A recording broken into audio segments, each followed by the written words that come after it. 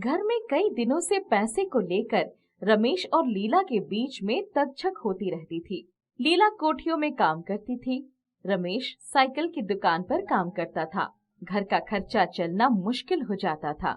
एक दिन लीला, वो लीला, कहाँ हो तुम? आ रही हूँ। क्या हो गया? क्यों इतना शोर मचा रहे हो? अरे सुनोगी तो तुम भी शोर मचाने लगोगी। अरे बताओगे भी कि पहेलियां ही बुझाओगे? मेरी तनख्वाह बढ़ गई है। क्या कह रहे हो? सच्ची? हाँ सच्ची, पूरे 1000 रुपए बढ़ जाएंगे। पर एक मुश्किल है। वो क्या? अब से अक्सर मुझे दूसरे शहर भी जाना पड़ेगा। क्यों? काम ही ऐसा है, पैसे ऐसे ही थोड़े बढ़ते हैं। साइकिल की दुकान है ना, तो वो लोग हर महीने साइकिल की रेस आयोजित करते हैं। घर में खुशी का माहौल था, दोनों खुश थे। 2 साल बाद उनका बेटा हुआ, खर्च बढ़ गया, लीला का काम बढ़ गया था। अब वो थोड़ा चिड़चिड़ी हो गई थी। एक दिन, तुम तो हमेशा बाहर चले जाते हो, मुझे घर का सारा काम और बच्चा दोनों देखना पड़ता है। मैं सारे दिन काम करके थक जाती हूँ, इतने पैसे में गुजारा भी नहीं होता है। क्या करूं? नौकरी छोड़कर तुम्हारी गुलामी करूं?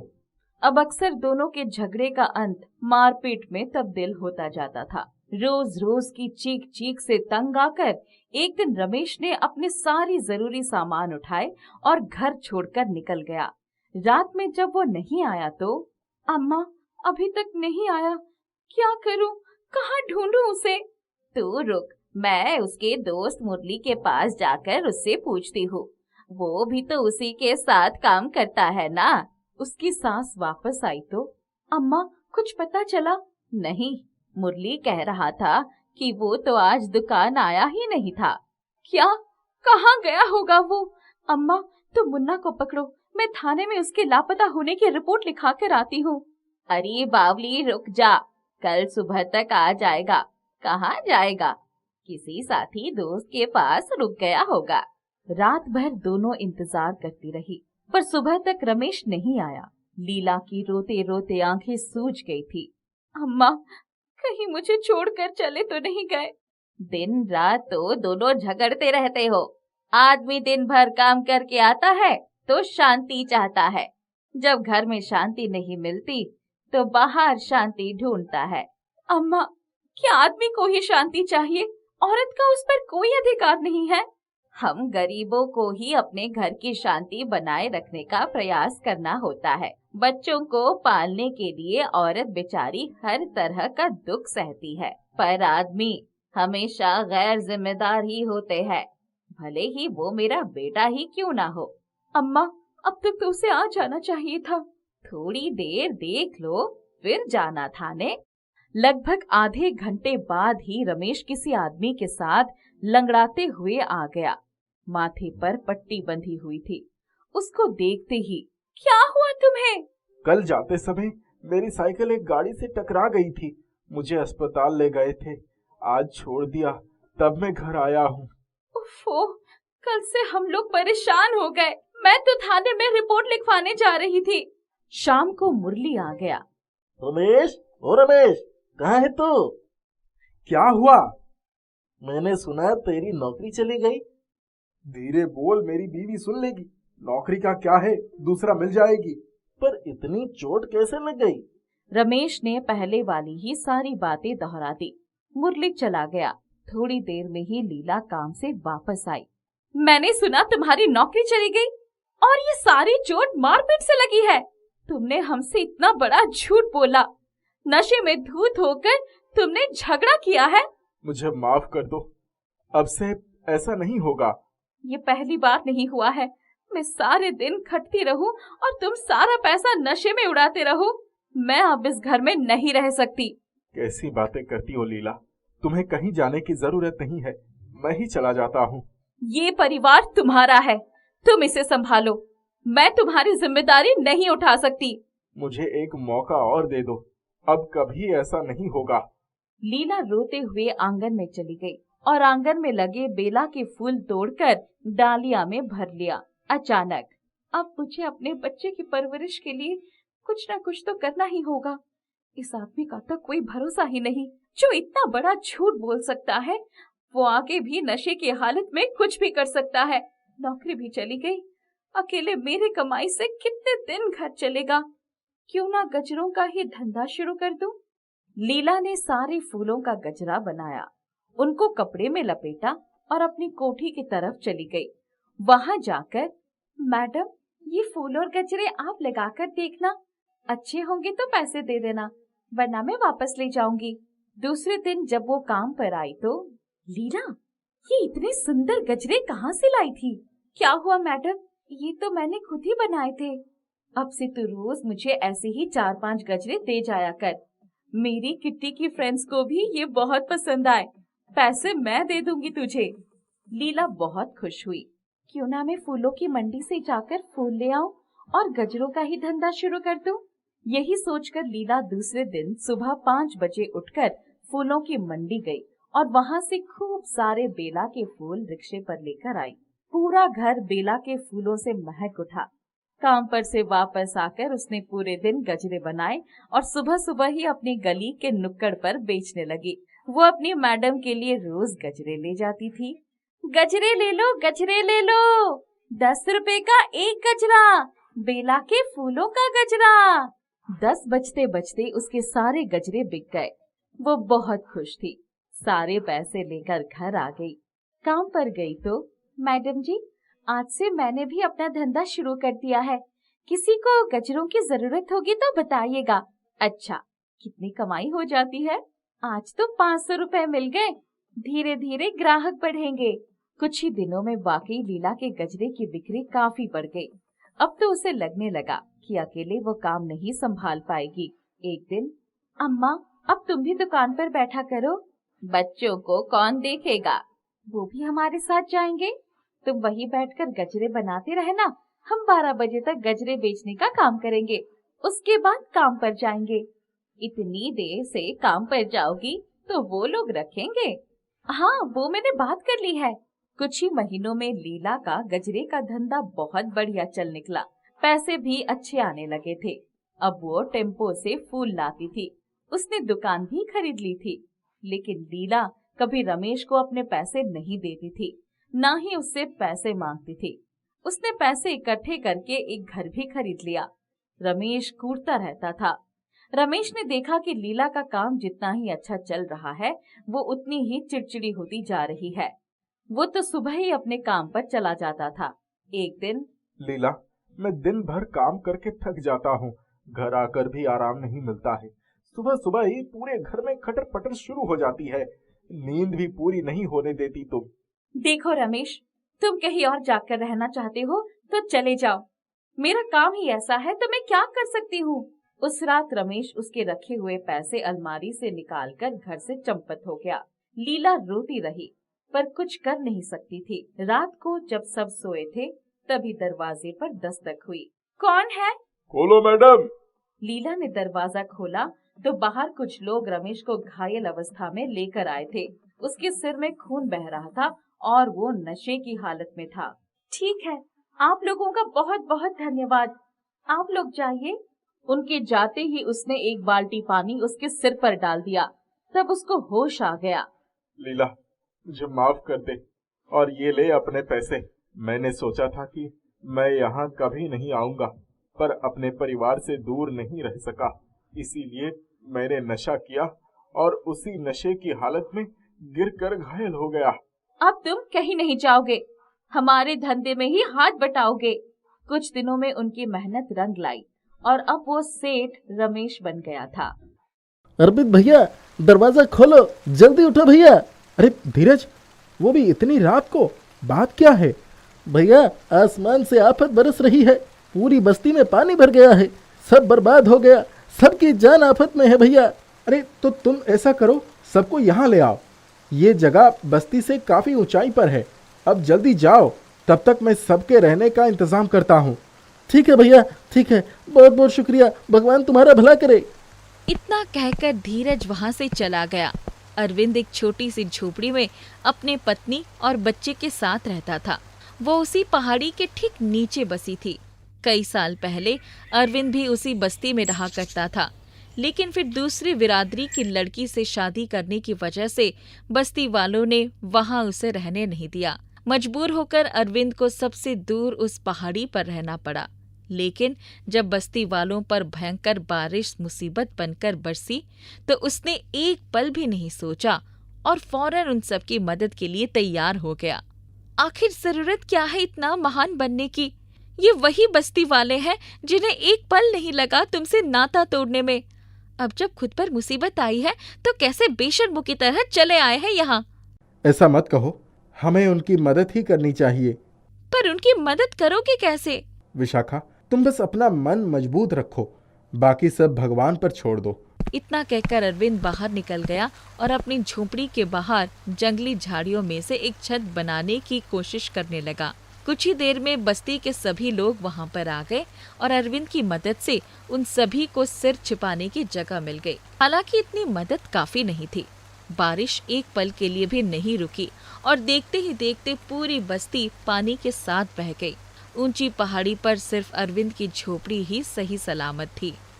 विशाखा, बाहर सबका भूख से बुरा हाल है। अब चलो, मैं तुम्हारी मदद करता हूँ। मिलकर सबके लिए कुछ पका लेते हैं। क्या पकड़ोगे चूल्हे पर चढ़ाने के लिए? कुछ होना भी तो चाहिए। ये देखो, बस एक लाल भुट्टा रखा है जो हमारे लिए भी काफी नहीं है। और तो और न जाने क्यों ये लाल हो गया है। अब क्या होगा? उदास होकर अरविंद अपनी झोपड़ी में बैठकर भगवान को हाथ जोड़कर याद करने लग गया। भैया, परेशान ना हो, बस ये बारिश थम जाए, फिर सब अपना ठिकाना ढूंढ ही लेंगे। नहीं धीरज, ऐसा मत कहो। तुम सब जब तक चाहो यहाँ रह सकते हो। दुख तो इस बात का है कि मैं चाहकर भी तुम लोगों के लिए कुछ नहीं कर पा रहा हूँ। मैं जानता हूँ कि तुम सब भूखे हो और मेरे पास राशन के नाम पर बस एक लाल भुट्टा ही है। कोई बात नहीं विष्णु भैया, तुम दिल छोटा मत करो। तुमने हमें आश्रय दिया, ये क्या कम बड़ी बात है भैया। और भगवान ने चाहा तो फिर से सब ठीक हो जाएगा। धीरज की बातों ने अरविंद को बड़ी हिम्मत दी और वो उस पर लाल भुट्टे को देखते हुए भगवान से हाथ जोड़कर प्रार्थना करने लगता है। सुनो जी, राजू भूख के मारे रोए जा रहा है। लाओ, वो लाल भुट्टा मुझे दे दो। मुझे कम से कम अपनी औलाद के साथ कुछ बच्चों का पेट तो भर लेने दो। लाल भुट्टे को आग में सेंकते ही उसकी खुशबू हर तरफ महकने लगी, जिसने बाहर बैठे सभी लोगों की भूख और बढ़ा दी। बहन, तुमने कुछ पकाया है क्या? बहन, तुम थोड़ा सा खाना मुझे दे दो। मेरी बूढ़ी माँ ने तो 3 दिनों से कुछ भी नहीं खाया है। वहाँ पर हर किसी को अपने परिवार के लिए खाना चाहिए था। उनके ये सब बातें सुनकर विशाखा का चेहरा उतर गया, लेकिन फिर उसने जैसे ही लाल भुट्टे की तरफ देखा तो उसे अपनी आंखों पर विश्वास नहीं हुआ। अरे, ये कैसे? अजी, सुनते हो? यहाँ आओ तो जल्दी। क्या हुआ विशाखा? ये देखो, राजू के साथ साथ सभी बच्चों ने पेट भरकर लाल भुट्टा खाया और फिर भी इसमें एक दाना भी कम नहीं हुआ। विशाखा को कुछ समझ नहीं आ रहा था, लेकिन अरविंद सब समझ गया था। उसने भगवान को धन्यवाद देते हुए कहा, प्रभु, बहुत बहुत धन्यवाद। बस अपनी कृपा यूं ही बनाए रखें ताकि मुसीबत की इस घड़ी में मैं सबके काम आ सकूं। इसके बाद अरविंद ने वही किया जो वो करना चाहता था। उसने सभी बस्ती वालों को पेट भर जादुई लाल भुट्टा खिलाया। इसके बावजूद जादुई लाल भुट्टा जरा भी खाली नहीं हुआ। इसी तरह कई दिनों तक सबका गुजारा चलता रहा और फिर आखिरकार बारिश थम गई और सभी लोग अरविंद को शुक्रिया कहकर वहां से जाने लगे। धीरे धीरे सब कुछ पहले जैसे हो रहा था, लेकिन अरविंद के लिए अब काफी कुछ बदल चुका था। अब वो दोनों मिलकर उस जादुई लाल भुट्टे से जरूरतमंदों की मदद करने लगे और ऐसा करने से उनके घर में भी खूब बरकत होने लगी। बात चाहे खेती की हो या फिर फसल बेचकर होने वाली कमाई की, अरविंद अब दिन दुनी रात चौगुनी तरक्की कर रहा था। उसकी ये तरक्की हर किसी को रास नहीं आ रही थी। क्या बात है धीरज, ऐसा मुंह फुलाकर क्यों बैठा हो?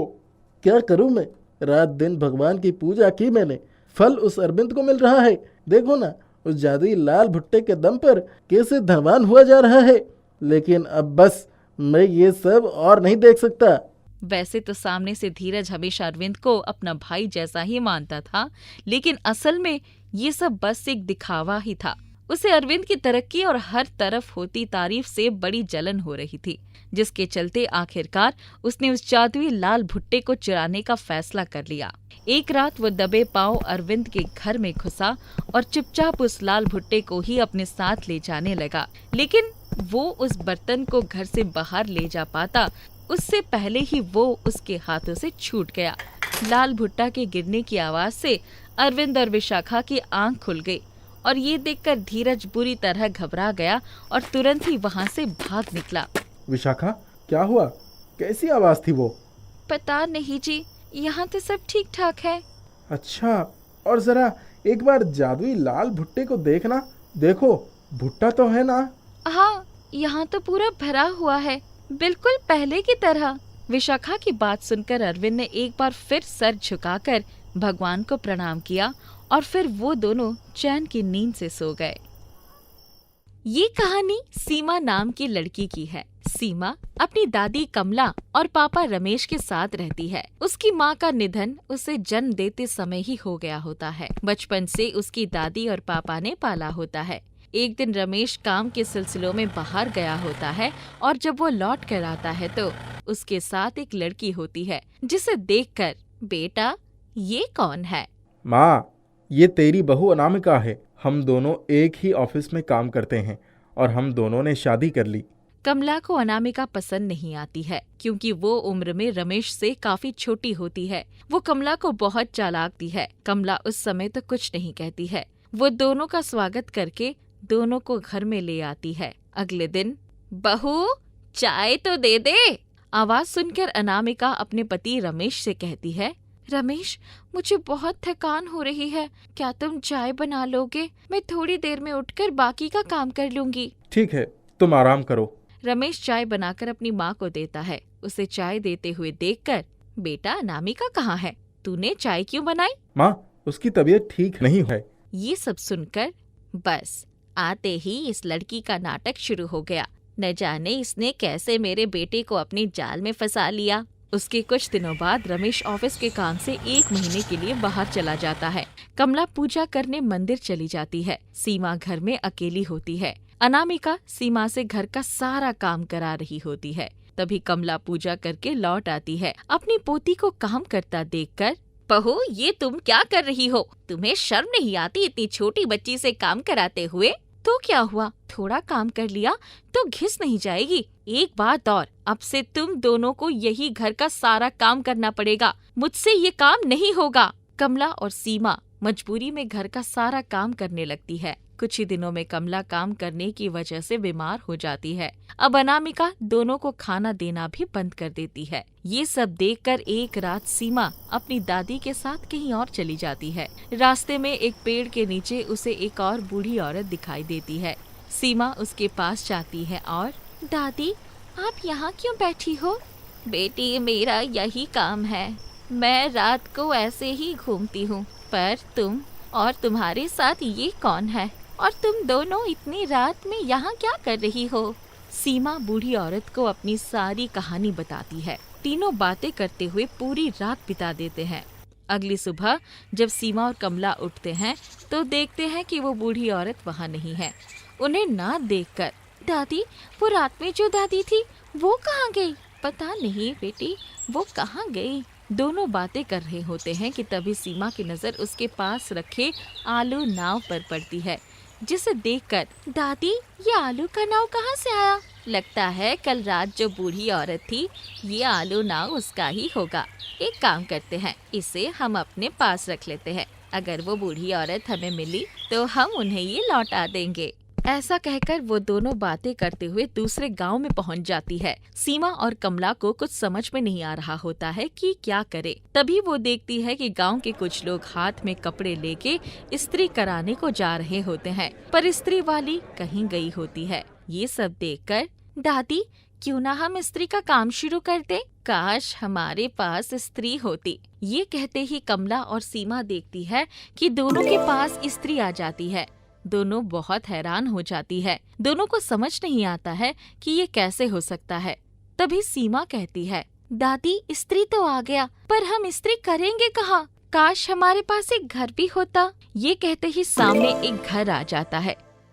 जिसे देखकर दोनों हैरान हो जाती है। तभी कमला की नजर उस आलू नाव पर पड़ती है, जिसे देखकर कहीं ये इस आलू नाव का कमाल तो नहीं, कहीं ये जादुई तो नहीं। हाँ दादी, आप ठीक कह रहे हो, ये सब इसी का कमाल है। दादी, अब हमारी सारी परेशानियां दूर हो जाएंगी। हम इस जादुई आलू नाव से बहुत बहुत बहुत पैसे मांगते हैं।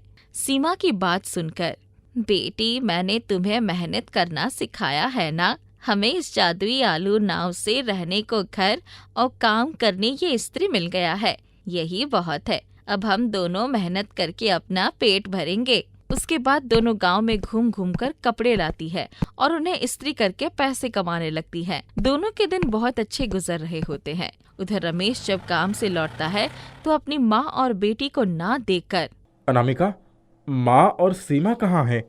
पता नहीं जी, माँ जी को क्या हो गया था। वो हमेशा मुझसे लड़ती रहती थी और सीमा को भी मेरे खिलाफ भड़का दिया था, और एक दिन पता नहीं दोनों कहाँ चले गए। उधर सीमा और कमला दोनों खूब मेहनत करने लगती है। वो जादुई आलू नाव से गरीबों की मदद भी करती है। पूरे गांव में दोनों को सब खूब प्यार और सम्मान करते हैं। उधर रमेश अपनी बेटी और माँ की याद में बीमार रहने लगता है। अब अनामिका भी रमेश के साथ बुरा व्यवहार करने लगती है और एक दिन वो भी उसे छोड़कर चली जाती है। ऐसे ही कुछ दिन बीत जाते हैं। एक दिन, दादी, पता नहीं मुझे पिताजी की बहुत याद आ रही है। चलो ना एक बार अपने गांव चलकर उन्हें देखते हैं। बेटी, पता नहीं तेरे पिताजी को हम याद है भी या नहीं। कोई बात नहीं, अगर तेरा मन है तो एक बार चलकर देख लेते हैं। उसके बाद दोनों अपने गांव के लिए निकल जाती है। गांव पहुंचकर दोनों देखती है कि पूरे गांव में बाढ़ आ रखी होती है। गांव वाले मदद के लिए चिल्ला रहे होते हैं। ये सब देखकर, दादी, यहाँ तो बाढ़ आ रखी है, हमें इन सब की मदद करनी चाहिए। बेटी, तू जादुई आलू नाव निकाल कर उसमें सारे गांव वालों को बिठा ले। जादुई आलू नाव में सब सुरक्षित रहेंगे। सीमा जादुई आलू को निकालती है और लोगों की मदद करने को कहती है। जादुई आलू नाव देखते ही देखते बहुत बड़ा हो जाता है। उसमें गांव के सारे लोग आ जाते हैं। तभी जादुई नाव रमेश के घर के पास पहुंचती है। सीमा भागकर अंदर जाती है तो देखती है कि उसके पिता बीमार खाट पर पड़े होते हैं। वो जल्दी से उन्हें भी जादुई आलू नाव पर बिठाती है। उसके बाद कुछ ही दिनों में बाढ़ कम हो जाती है, सबकी जान बच जाती है। ये सब देखकर, सीमा बेटी, आज तूने पूरे गांव की जान बचा ली। ये सब सुनकर, बेटी, हमारी जान तो बच गई, पर हमारे घर और सारा सामान बाढ़ में बह गया। अब हम क्या खाएंगे? ये सब सुनते ही सीमा जादुई आलू नाव को सब पहले जैसे करने को कह देती है। उसका ऐसा कहते ही सब पहले जैसे हो जाता है और सारे गांव वाले कमला और सीमा को धन्यवाद करते हैं। उसके बाद सीमा और कमला रमेश को सारी बातें बताती हैं। ये सब सुनकर, माँ, ये सब मेरी ही वजह से हुआ है। अगर मैं अनामिका से शादी नहीं करता तो ये सब नहीं होता। कोई बात नहीं बेटा, जो हुआ उसे अब जाने दो। आखिर अब तो हम सब साथ में ही हैं।